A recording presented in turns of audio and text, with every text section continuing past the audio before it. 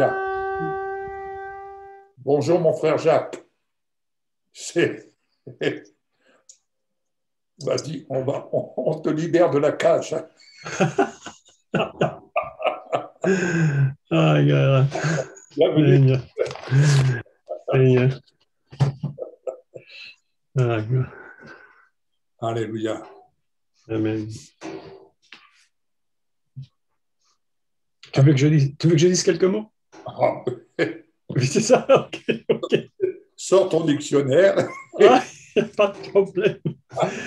Eh bien, écoutez, c'est toujours magnifique d'écouter ça. J'écoutais Philippiens 2, je crois que c'est Philippiens 2, 5, 11, et je me disais en même temps que j'écoutais que, à chaque fois que j'écoute de tels textes, j'essaie de les écouter comme si c'était la première fois que je les écoute, pour ne pas tomber dans l'habitude d'entendre et entendre et que ça devienne machinal, parce qu'on peut écouter la parole de Dieu, même prêcher par habitude. On peut prêcher par habitude, on peut enseigner par habitude, parce qu'on a la technique. Pour enseigner, il y a une technique, il y a une façon d'enseigner. C'est pas, c'est un, il y a des façons d'expliquer. Donc on peut être totalement technique.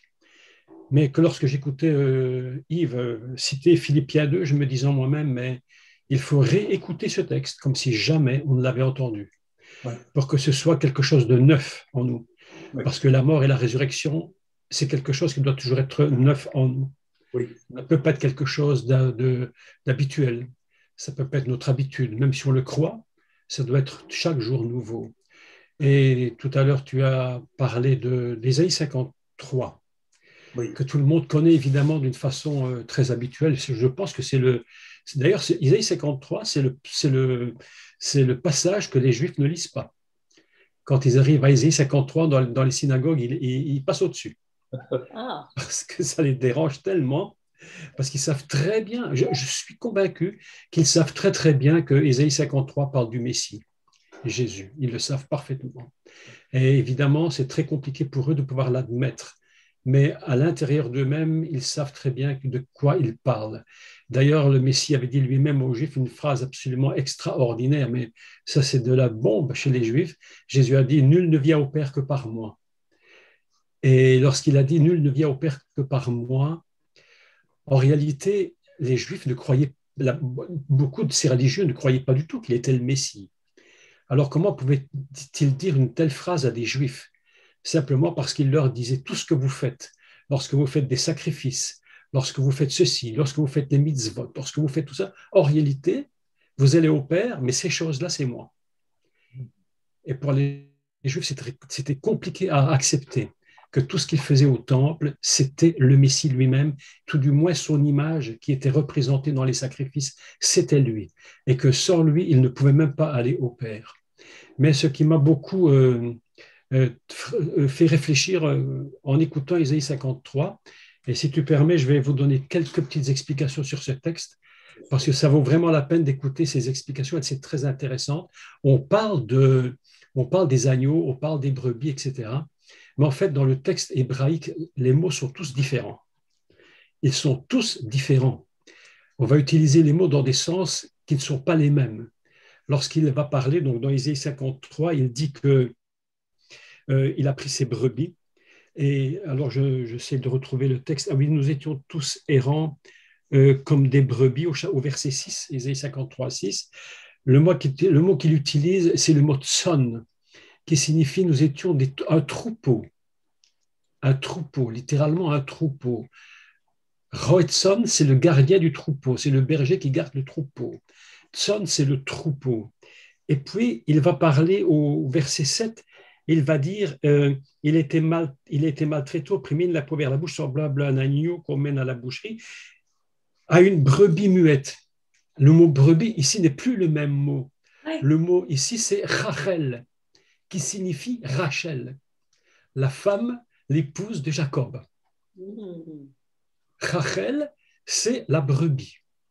Et ce mot-ci, au moment où il dit comme des brebis, il parle de Rachel, la femme de Jacob, celle que personne n'aimait, mais que pour finir, il y a quand même eu deux enfants, dont un était Joseph, et l'autre Benjamin. Il dit, nous étions tous comme Rachel. C'est un texte absolument incroyable. Et puis, il va dire que, il va prendre un autre mot encore, il va dire semblable à un agneau. Et là, le mot est encore différent. Le mot, c'est le mot tevar, qui lui signifie une bête qu'on va tuer pour manger. Ce n'est pas les mêmes mots. Les mots sont tous différents. À chaque fois qu'il utilise un mot, le mot est différent. Donc, c'est-à-dire qu'il va à chaque fois donner une notion particulière sur qui est le Seigneur, qui sont ses brebis, comment il l'a choisi. Parce que Yaakov, lorsqu'il a choisi, lorsqu'il a vu Rachel, la Bible nous dit qu'elle était belle de taille, elle était magnifique. C'était une belle jeune fille. Et il l'a aimée, immédiatement, il l'a aimée. Parce qu'elle était tellement belle qu'il l'a tout de suite aimée. Évidemment qu'il y a toute une aventure sur laquelle on ne peut pas rentrer maintenant avec Léa, parce qu'en fait, Léa, qui n'était pas la bien-aimée, et le texte dit, celle qui n'était pas aimée a donné la vie. Et en fait, les 4 premiers enfants, écoutez bien, c'est absolument, mais ce sera le thème de mes prochains cours d'ailleurs en ligne, les 4 premiers enfants que Jacob a eus, il les a eus avec Léa. Ouais. Avec Léa, il a eu comment on dit en français, Ruben, Siméon, donc Réhouven, Chiméon, puis il y a eu Lévi, et puis il y a eu Judas. Eh bien, mes amis, je vais vous dire quelque chose d'absolument extraordinaire sur cette femme. Les 4 enfants qu'elle a mis au monde, mais là, je vous dis, écoutez, je vais vous dire quelque chose d'absolument fantastique. Si vous croyez au fantastique, vous allez entendre fantastique. Hier après-midi, j'étais avec mon épouse, enfin hier au début de soirée, j'étais avec mon épouse dans les grands, vous savez, les grands centres commerciaux, là où on marche dans les allées, il y a des magasins partout. Et on marchait, mon épouse faisait quelques courses. Puis tout à coup, j'ai entendu la voix du Seigneur qui m'a parlé pendant que je marchais. J'ai entendu sa voix qui me parlait dans ma tête. Je dis, mais je me suis arrêté de marcher. Je dis, mais qu'est-ce que c'est que ça? J'entendais sa voix. Vous savez ce qu'il m'a dit? Et j'ai entendu sa voix. Il m'a dit, regarde les 4 premiers enfants de Jacob qu'il a eu avec Léa. Regarde Léa. Regarde-les. Regarde la première lettre de chacun des noms de ses enfants. J'ai regardé et qu'est-ce que j'ai découvert? C'était les lettres qui produisent le mot Israël. Yud, Shin, Resh, Lamed. Les 4 premières lettres. Et je me suis dit, mais Seigneur, mais qu'est-ce que tu es en train de me dire? Et le Seigneur est en train de me montrer que celle qui n'était pas aimée, c'est de elle qu'est sorti. C'est de elle qu'est sorti le Messie. De Judas, les 4 lettres. Mais enfin, je dis, Seigneur, tu es en train de nous dire, tu es en train de nous parler de quelque chose d'incroyable. Donc, voilà que en réalité, quand on lit Ésaïe 53, on voit que la 3e fois qu'il parle de brebis, il parle de tevar, qui signifie une victime. C'est au verset 7. À une brebis muette devant ceux qui la tondent. Eh bien, ce mot-là signifie une bête, tevar, qu'on tue pour la manger. Absolument extraordinaire. Il y a encore un autre mot pour l'agneau. Un agneau, quand on parle d'un agneau, on va dire ish sé. Sé, c'est un agneau pascal. Mais ish sé, en réalité, on peut le traduire par chacun un agneau, mais on peut le traduire par un mari-agneau. Le mari-agneau qui a été sacrifié, qui est venu du ciel pour être sacrifié. C'est un texte absolument incroyable. Et alors, il y a encore un texte absolument formidable qui m'est revenu tout de suite à l'esprit lorsque tu parlais, Yves. Et là, c'est absolument fantastique. C'est dans le livre de Genèse, au chapitre attendez, je vais prendre la référence. 30, chapitre 30, verset 32. Chapitre 30, 32. Alors là, un texte absolument fantastique. Il va utiliser, je vais reprendre un texte dans Ésaïe. Encore avant de lire celui-là, j'aimerais que vous lisiez Ésaïe 40. Ésaïe 40, au verset 11. Écoute, ici, c'est vraiment un texte absolument extraordinaire. Vous voyez qu'en réalité, lorsqu'on lit un texte comme Ésaïe et qu'on lit en hébreu, on découvre en réalité que chaque mot est différent. Et il dit ici, dans Ésaïe 40, verset 11, « Comme un berger, il paîtra son troupeau, il prendra ses agneaux dans ses bras, il les portera dans son sein, il conduira les brebis qui allaitent. » Comment dit-on le mot agneau ici? Il prendra ses agneaux dans ses bras. Ce n'est pas le même mot, c'est encore un mot différent. Vous savez comment on dit en hébreu? Talé. Et vous savez ce que signifie talé? Ça signifie raccommoder. Il va prendre ses brebis pour les raccommoder. Voilà, un texte extraordinaire. Lorsque le bon berger va chercher la brebis perdue, en réalité, qu'est-ce qu'il va chercher? Il va la chercher, mais le but de la brebis, c'est de la réparer. C'est pourquoi dans Ésaïe 40, le mot utilisé, ce n'est pas le même mot qu'Ésaïe 53. Ésaïe 53, c'est sacrifice. Ésaïe 40, c'est réparation. Taler, c'est réparer. Mais alors, ce qui est le plus extraordinaire, alors là, vraiment, le texte, le mot taler va produire je fais un peu d'hébreu, pour vous expliquer quelque chose de formidable. Lorsque vous vous souvenez l'histoire de Jacob, lorsqu'il était dans Genèse 30, lorsqu'il était avec son beau-père Lavan. Vous savez que Lavan en hébreu signifie le blanc, monsieur le blanc. Lavan, quand tu dis qu'il y a du blanc, c'est Lavan, ça veut dire blanc. Il y a des gens qui s'appellent monsieur le blanc, qui n'est d'ailleurs pas lui très très blanc, mais enfin il était monsieur Lavan. Et puis il y avait une discussion sur les brebis à qui elles appartenaient, et puis Lavan était très très très agacé par le succès de Jacob, et Jacob lui dit qu'on va faire un arrangement, on va faire un simple arrangement, on va lire le texte, c'est très court, c'est très court. À partir de 30-32, je parcourrai aujourd'hui tout ton troupeau, mais à part parmi les brebis, tout agneau tacheté et marqué. Et tout agneau noir, et parmi les chèvres, tout ce qui est marqué tacheté, ce sera mon salaire. Écoutez le texte. Ce sera mon salaire. Quel est le mot agneau tacheté? Comment dit-on en hébreu? Eh bien, c'est le même mot que talé, mais la même racine. Mais il va dire talou. Talou, c'est tous les agneaux qui sont marqués. Et en lisant ce texte, je me suis dit, mais pourquoi il utilise ce mot? Parce qu'en fait, talé signifie réparer. Et talou signifie la réparation de ceux qui sont marqués. Eh bien, mes amis, Jacob, n'oublions jamais que Jacob, c'est Israël. Et que c'est de Jacob que va sortir le Messie. Et qu'en réalité, pourquoi il voulait qu'il soit tacheté et marqué? Eh bien, je vais vous dire un secret de la Torah, c'est parce que quand Dieu nous choisit, il nous marque. Il nous marque. Tu ne peux jamais être autre chose que marqué par le Seigneur. Et il dit, si tu es marqué par ce que moi j'ai décidé, tu es mon salaire. Et j'ai compris une vérité absolument fantastique, c'est que vous et moi, nous les enfants de Dieu, nous sommes le salaire de Jacob. Pourquoi? Parce que nous sommes talés, nous avons été réparés et donc nous avons été marqués. Alléluia. Et c'est pourquoi les mots sont différents en hébreu. On a des mots complètement différents.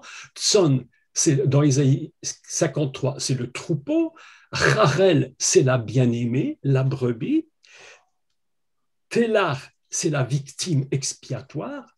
Talé, c'est celui qui est recommandé, qui est raccommodé, pardon.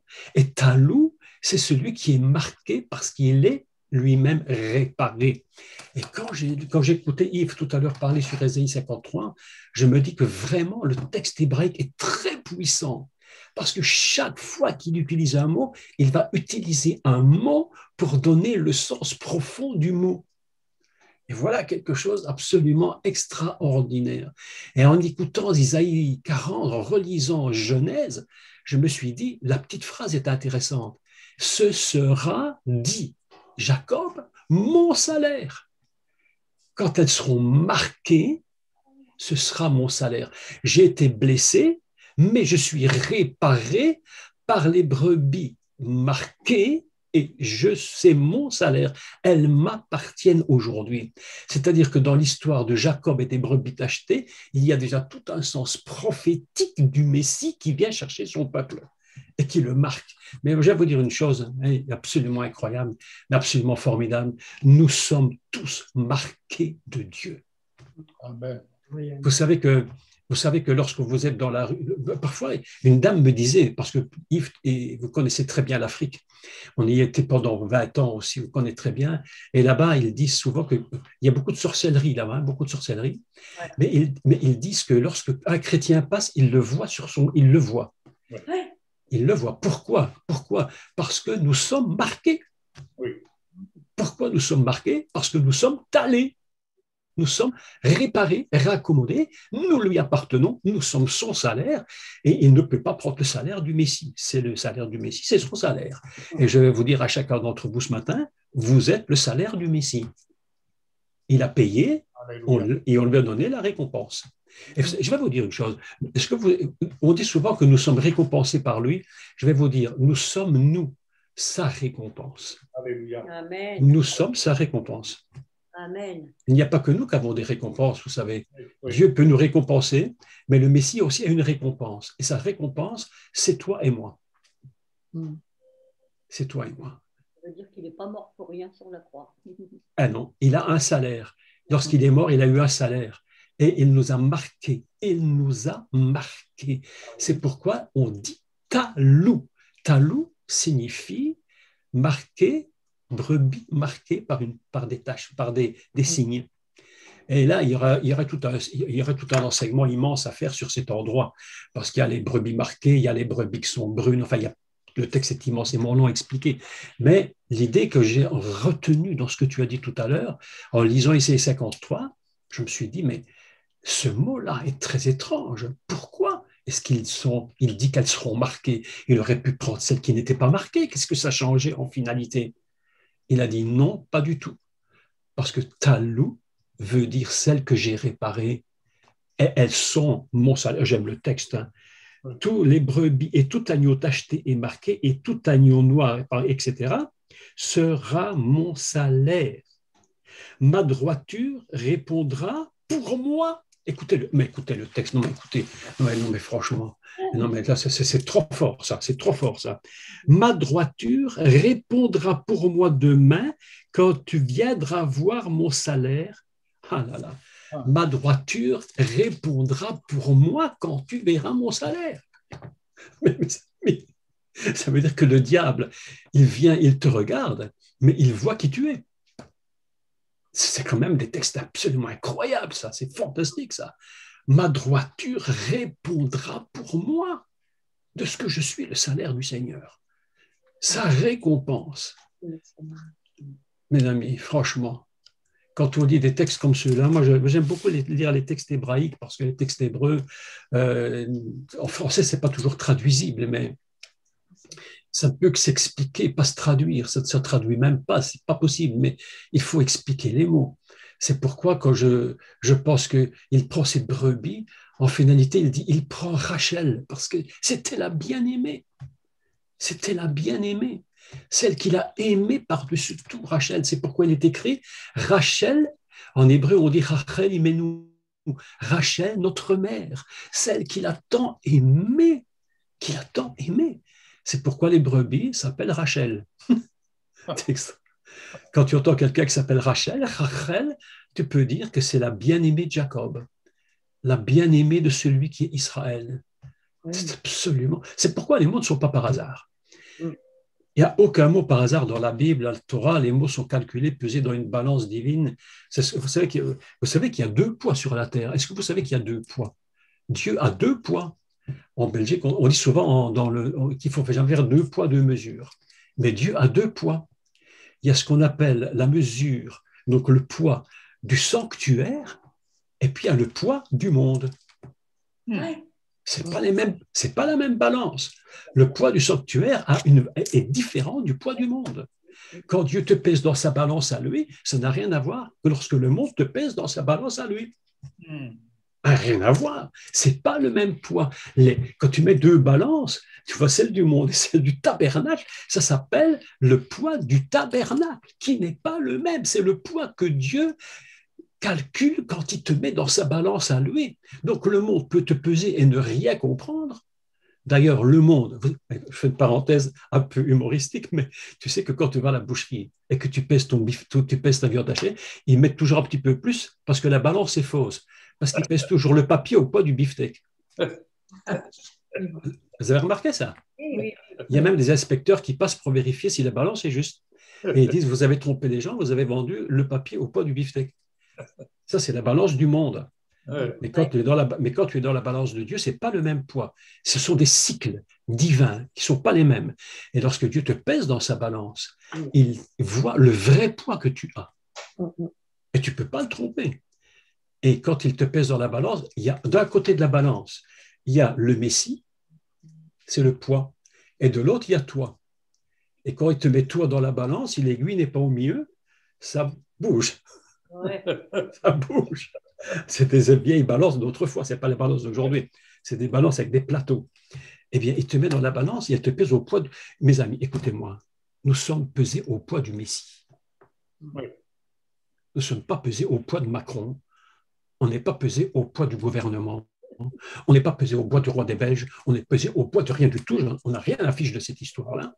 Nous sommes pesés au poids du Messie. Alléluia. C'est pourquoi il appelle Talou, celui qui était raccommodé et qui est devenu celui qui est marqué.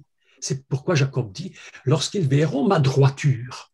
Non, mais écoutez le texte, non, mais écoute, franchement, là, il faut que tu prêches là-dessus absolument, parce que c'est trop fort. Ma droiture répondra pour moi demain.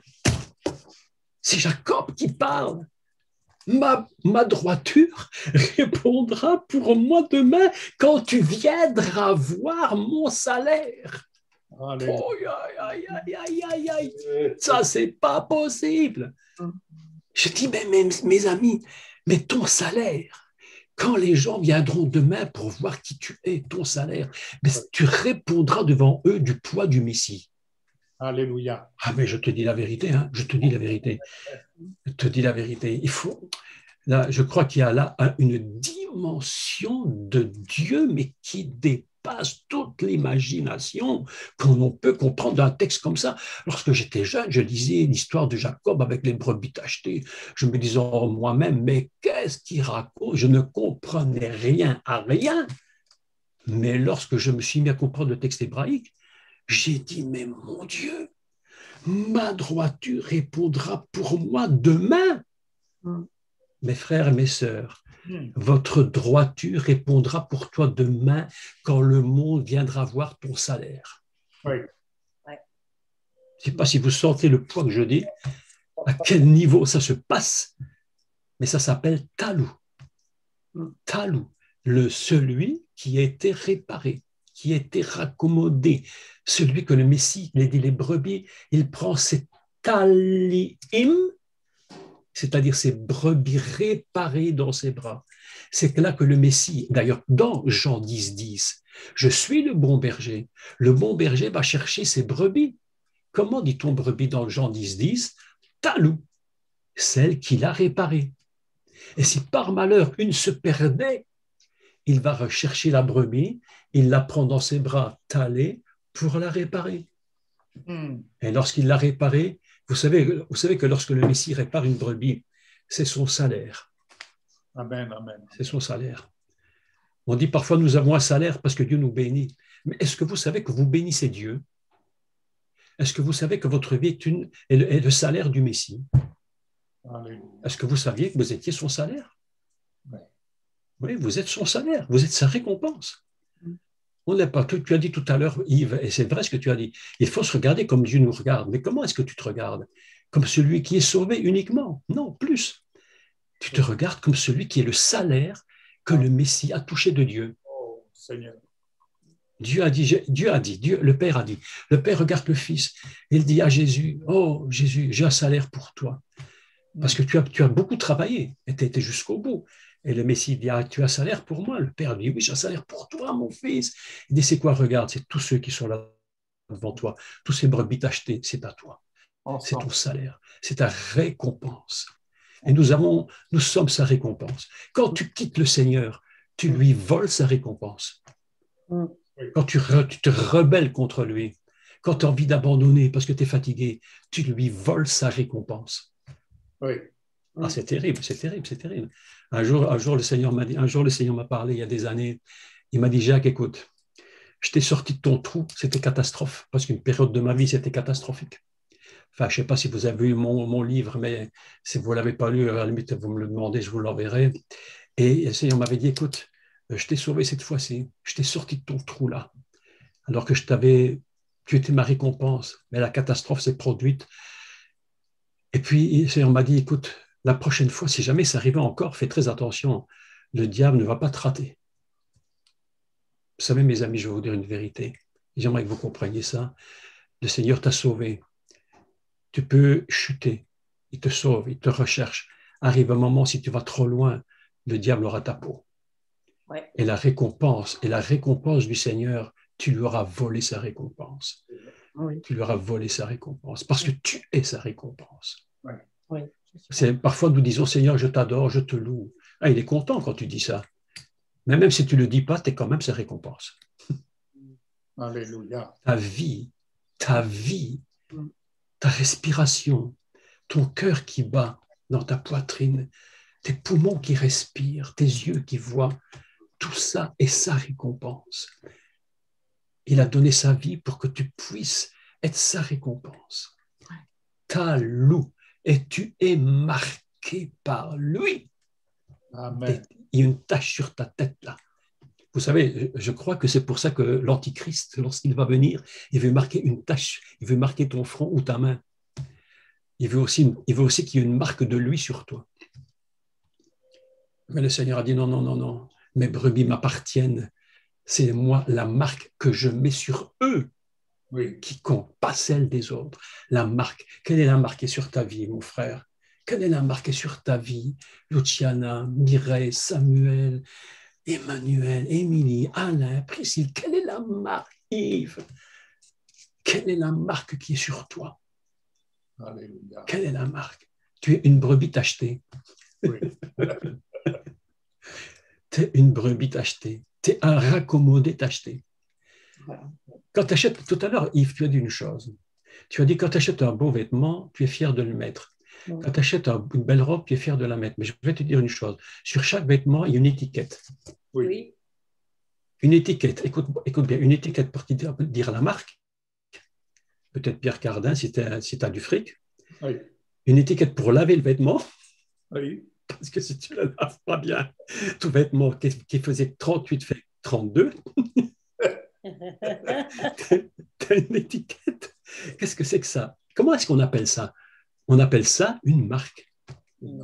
On dit c'est une grande marque. J'ai acheté un vêtement de marque. C'est tellement vrai qu'il y a des gens qui se promènent, ils ne tirent pas la marque et d'aller sur leur vêtement pour montrer que c'est Pierre Cardin. Oui. J'ai connu ça en Afrique. Ils se promenaient avec la marque ici pour montrer qu'ils étaient riches. Oui, même les parfums, ils se promènent pour la marque, mes amis. Parce que sans marque, tu n'es jamais obligé de savoir qui tu es. Tu n'es jamais obligé. Tu peux dire que tu mets Cardin, mais c'est peut-être un faux. Il faut qu'il y ait une griffe. Vous savez, on appelle même ça une griffe. Oui. C'est-à-dire que ça rentre dans ta chair et ça te marque. Oui. Et quand tu griffes, il y a du sang. Ça veut dire que c'est le sang qui marque réellement ce qui tu es. Eh bien, la marque du Seigneur, c'est la façon dont tu étais lavé, Oui. la façon dont il ne faut pas te laver, la façon dont ça coûte le prix. C'est la marque qui est marquée dessus. Ça, c'est la vérité. C'est pourquoi il est dit, lorsque tu verras, le texte est trop beau quand même, avoué, ma droiture répondra pour ma droiture, je le cherche, ma droiture répondra pour moi demain. Écoutez le mot demain. Répondra pour moi demain quand tu viendras demain pour voir qui je suis et la marque qui est sur moi. Oui. Ça, c'est Isaïe 53 qui est lié complètement avec Genèse 30. Et Genèse, vous savez tous que le livre Genèse se dit en hébreu le Bereshit, et que le Bereshit, c'est le projet divin, c'est le commencement de toute chose. C'est pourquoi Jacob va commencer un travail absolument extraordinaire, avec ce texte-là. Tu verras demain mon salaire à cause de ma droiture. Mes amis, quel texte extraordinaire. Mais quel texte incroyable. Mais quel texte, quel texte. J'espère que votre cœur est profondément touché par ça, parce que, en tout cas, les gens qui nous voient, doivent être touchés par la marque qui est sur nous. Doivent être touchés par la marque qui est sur nous. Si tu n'as aucune marque à montrer, c'est que tu n'appartiens pas au Seigneur. Oui. C'est que tu ne lui appartiens pas. Si tu n'as rien à montrer comme marque, c'est que tu n'appartiens pas. Il y a quelques années, il y avait un curé qui avait décidé de faire du business. Alors, il avait fait des jeans, je ne sais pas si vous vous rappelez, et la marque des jeans, c'était Jésus. Vous vous souvenez de ça? Oui, oui. C'est incroyable. Tu te promenais qu'un jean, c'est Jésus. C'est incroyable. Il y a des gens qui ont des idées comme ça. Et j'ai trouvé ça absolument incroyable. Mais en réalité, je me dis, mais c'est ça. Nous sommes marqués. Il faudrait faire une étude très importante. D'ailleurs, je pense, peut-être je vais me pencher là-dessus, sur ce texte de Bereshit 30, tous les secrets de la marque de Dieu à travers le texte hébraïque. Donc voilà ce que je voulais vous dire en quelques mots, très simplement, comme ça, pour vous expliquer comment un texte hébreu peut être complètement compris d'une façon différente, simplement de ce qu'on le lit en français, parce que le français, évidemment, est très réduit dans une traduction qui n'est pas toujours possible. On ne peut pas toujours traduire, parce que ça ne se traduit pas, c'est impossible à traduire, ça ne peut que s'expliquer. Donc voilà en quelques mots ce que je voulais vous dire ce matin, puisque tu m'as donné la parole gentiment, et puis que Dieu vous bénisse tous, et n'oubliez jamais que vous vous promenez avec la marque, parce que c'est votre salaire. Et demain, quand ils viendront vous voir, ils verront la marque à cause de votre droiture. Voilà ce que le Seigneur dit à travers un texte comme celui-là. C'est absolument magnifique. C'est formidable. Merci à tous. Amen. Merci. Merci, merci. Eh bien.